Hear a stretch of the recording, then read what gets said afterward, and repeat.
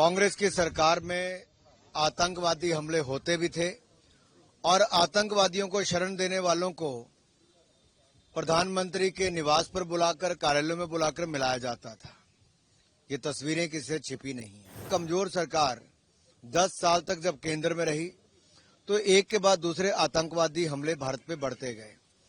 नरेंद्र मोदी जी की सरकार में जांच एजेंसियों को खुली छूट दी गई, पूरा समर्थन दिया गया। अपनी सेनाओं को भी आतंकवादियों को और उनके ठिकानों को ध्वस्त करने के लिए खुली छूट दी गई।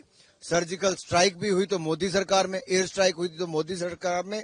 ऐसे आतंकवादियों को अमेरिका से वापस हिंदुस्तान लाने का काम भी तो अवर राणा जैसे लोगों को लाने का काम किया तो मोदी सरकार ने किया।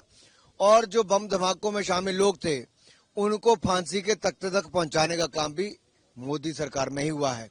कांग्रेस की सरकार में आतंकवादी हमले होते भी थे और आतंकवादियों को शरण देने वालों को प्रधानमंत्री के निवास पर बुलाकर, कार्यालयों में बुलाकर मिलाया जाता था।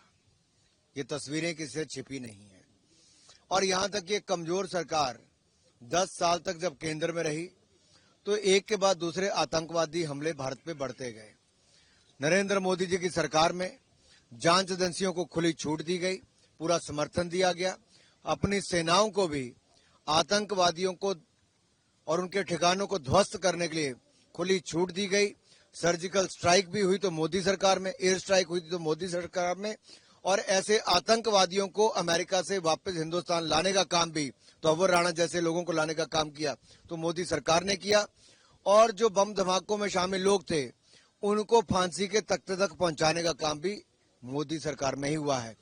भारत पहले से ज्यादा सुरक्षित अपने आप को महसूस करता है और अंतर्राष्ट्रीय स्तर पे आतंकवाद के खिलाफ मोदी जी ने लगातार आवाज उठाई है, विदेश नीति में बदलाव लाए हैं, विदेशी सरकारों के साथ अलग अलग तरह पर, अलग अलग स्टेज पे जहां पे एग्रीमेंट्स किए गए और प्रयास किए गए, तभी जाकर ऐसे घिनौने लोग जिन्होंने आतंकवाद को बढ़ावा दिया उनको आज भारत पर प्रत्यर्पण किया है और उनको अब सजा भी देने का काम किया जाएगा।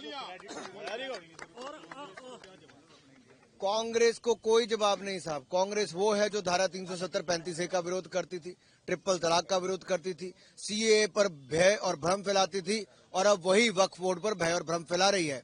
कांग्रेस का काम केवल भय और भ्रम फैलाना है और वोट पाने के लिए तुष्टीकरण की राजनीति करना है। ना ये आतंकवादियों के खिलाफ कभी कदम उठा पाए और आज भी वक्फ बोर्ड पर जिस तरह से भ्रमित करने का प्रयास करते हैं। कांग्रेस की बांटो और राज करो की राजनीति का अब अंत हो चुका है, आगे इनके लिए कुछ नहीं है।